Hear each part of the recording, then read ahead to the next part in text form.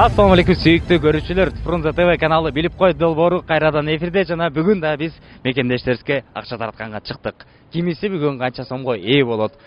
Арасында 7 суроого туп-туура жооп берген инсандар болобу же болбой, аны алдыңкы мүнөттөрдө көрмөкчүсүздөр. А сиздер дагы жөн гана көрүп отурбастан байге отуңуздар демекчибиз. Бүгүнкү байгебиз кандай? Адаттагыдай эле өзгөрбөгөн эң бир сонун китеп Кылыч Исамамбетовдун калемине таандык болгон. Ушул китепти биз ылдыйдагы 7 суроону ким биринчи туура жооп берсе, ошого тапшырууга дапдаярбыз. Бул китеп эске сала кете турган болсок, биздин ар бир берүүбүздү бирден экиден көрүүчүлөрүбүзгө белек катары тапшырып жатабыз жана саны азайып баратат. Бул сатыктан алынган болгону гана акыркы экземплярдар биздин каналыбыз аркылуу белек катары тапшырылып жатат. Ошон үчүн чамдаңыздар. А бүгүн болсо кимиси 1000 сом утат, кимиси туура жооп берет, кимиси кайсыл суроодон аябай катуу чалынат, анын баарын алдыңкы мүнөттөрдө көрмөкчүсүздөр. Анда эмесе баштадык. Тапшырма жөпчөнөкөй 7 суроо берем. 7 суроонун 7-өөнө тең эсте туура жооп берсең, анда 1000 сом аласың. Эгерде 6 эле суроого жооп берип калсаң, анда 500. 5-өөнө 300, 4-өөнө 200, 3 суроого чейин байгелүү акчалар бар. 3 суроого качап туура жооп берсең, анда 100 сом аласың. Аракет кылып көрөсүң? Давайте. Дүйнөдөгү эң чоң шаркыратма. Дүйнөдөгү эң чоң шаркыратма. Билбесең кийинки деп койсоң. Кийинки.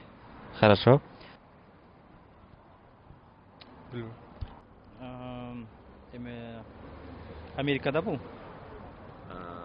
Ниагара. Ниагара эмес. Жок. Жакшы, туура келет. Ошо билчүмүн да, чөтө таппай атам. Тосколя Сулейман экинчи аялын аты ким эле? Биринчи аялын Ташкүрөнгө чейинкиси. Неле? Кимдин аялы? Жок. Жо, сен кимдин аялы дедиң? Жо, кимдин аялы дедиң? Султан Сулейман сериалы бар го. Ошону көрдүң беле? Ошондо бир аял бар ошол жакта. Баш тамгасы эмнеден кетет? Адан кетеби? В эмес точно. Адан кетет. Нигерия. Ниагара деген турасыңбы? Ниагара водопады дүйнөдө 2-3 орундарда ушуну турат ошону. Бирде башка. Таппадыңбы? Кийинки деп койсоң болот. Кийинки.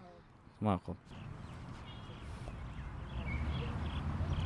Следующий, да? Кийинки. Варианттар айта албайбы? Жок. Макул, сизге жардам берейин. Ниагара, Виктория же Анхель. Виктория. Анхель шаркыратмасы болчу. Опера жана балет театры кимдин атынан коюлган? Бибисара Бешеналиева. Абдулас Малдыбаевдин.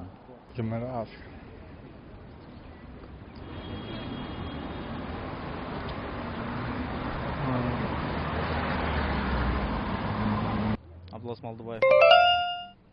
Бишкектеги билбейт экенбиз. Абдулас Малдыбаев. Кыргызстандагы Жаныбызда.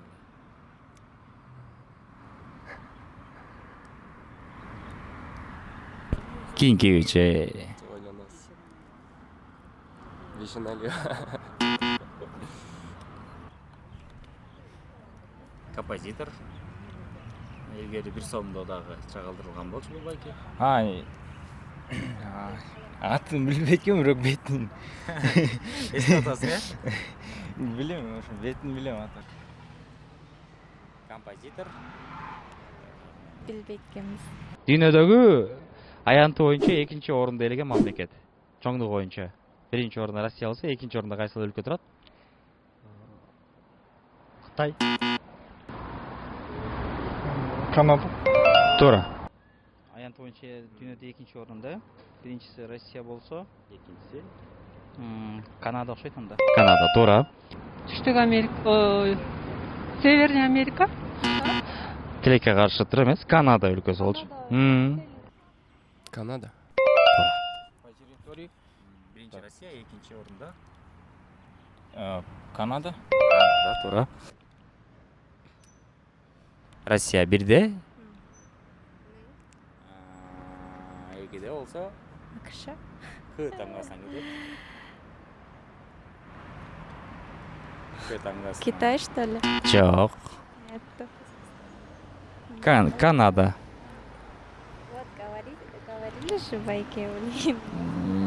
Не болду? Не кыжалат болуп кеттиң уже? О. Дальше жооп бергиң келбейт дагы.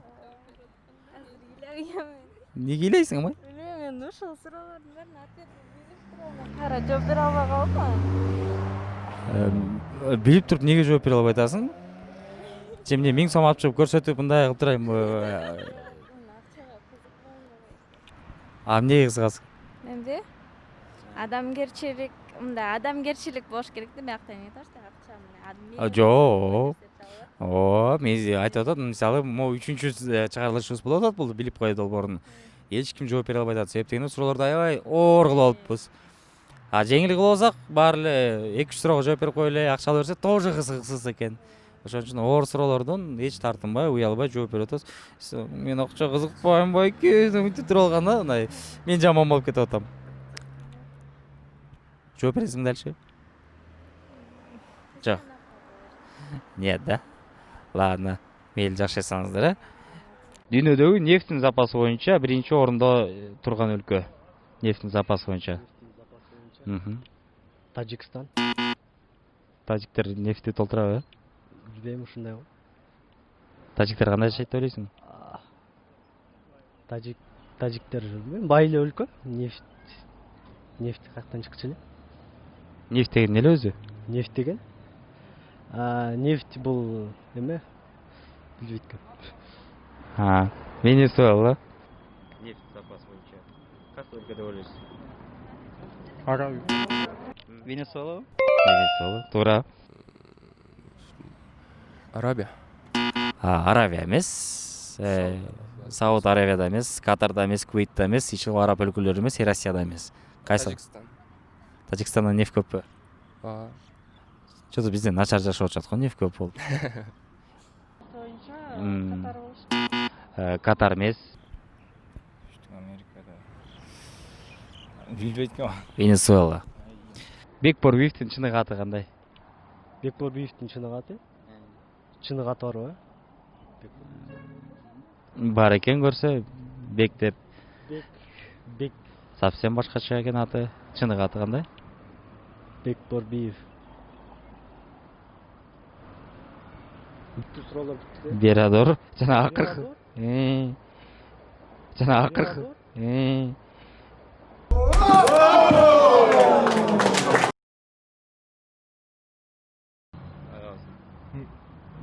Берадор деген. Берадор. Туура. Өзүнүн аты Бек эмес. Ошондо өзүнүн аты Бек эмес экен, бирок көбү билип, көбү билбейт экен, ошондо дагы кошуп коелу да кызыктуулардан. Бек. Бек эмес экен көрсө. Точно эле. Берадор экен. Всё. Музыка дүйнөсүндө берилчү эң жогорку сыйлык. Самая престижная награда музыки. Престижный. Дүйнөлүк музыкадан. Оскар эмес точно, э? Оскар киного берилет, а вот музыка. Музыкага билем, не берилчү эле? Помощь другу болобу? Помощь. Всего Кыргызстана да жардам бербей атат го деймиз азыр. Музыкада. Г тамгасынан, ладно. Г тамгасынан. Нольбуз го? Грэмми. Элактик.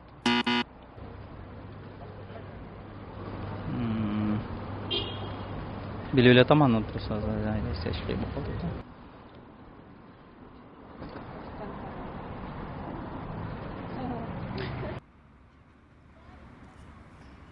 Музыканттарга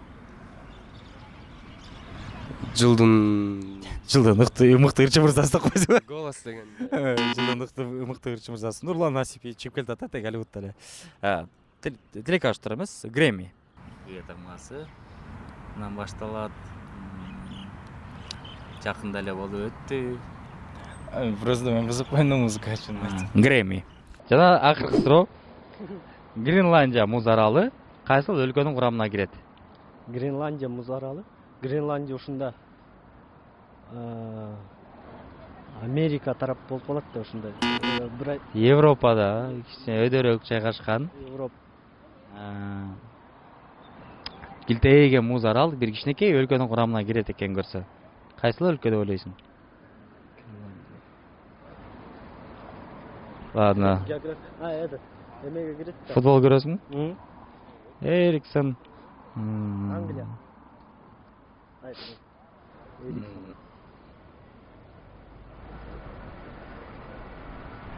Дагы кайсы футболисттер бар?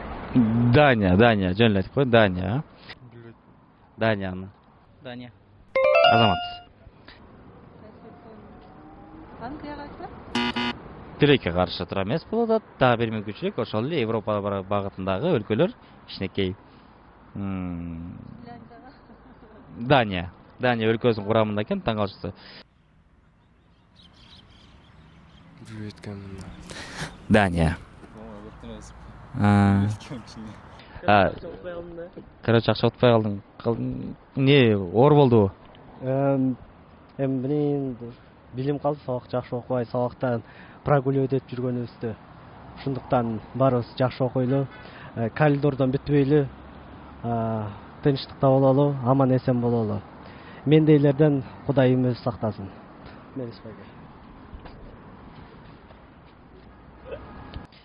Тилекке каршы акчалай байгеге жетишпей калдыңыз. Бирок кийинкисине буйруса жакшы жооп берет ишенебиз. Чоң рахмат. Өзүңүздөр көргөндөй Мирлан байке бардык суроолорго так эле жооп берди, бирок бир экөөнү эсте албай калдыңыз, э? Грэмми сыйлыгы тапшырылыш экенин билет белеңби? Билет болчумун. Аны келип уккан эмеспи? Уккам, бирок эстей албай калдым. Эстебейт болчуңуз дагы, э? Канча аракет кылсаңыз да. Себептен аябымда ретко болот, баарыбыз эле Ниагара, Виктория деп көнүп калыппыз. Ошол 4 суроого туура жооп берипсиз. Бул 200 сом сиздики, акчалай байгеңиз. Анан 4 суроодон өйдө жооп берген биздин катышуучуларга мондай сонун китебибиз бар, Феникс деген. Кылыч Исамамбетов агайыбыздын калемине таандык. Бул китепте сизге жашооңузга көптөгөн пайдалуу кеңештер бар. Албетте окуп, өзүңүзгө бир аз болсо да жаңылануу киргизсеңиз болот. Чоң рахмат. Мындай кылалы, э? Так, тилекке каршы туура жооптордун саны акчалай байгеде алууга жетишсиз болуп калды. Ошон үчүн сизге чоң рахмат. Кайгырбайсыз. Итаго, намыз Канададан башка туура жооп болбой калды. Ошон үчүн кап этпейсиң, акча жок, бирок аракетиңе рахмат. Өзүңүздөр көргөндөй, бардык эле биздин мекендештер жооп бергенге аракет кылды.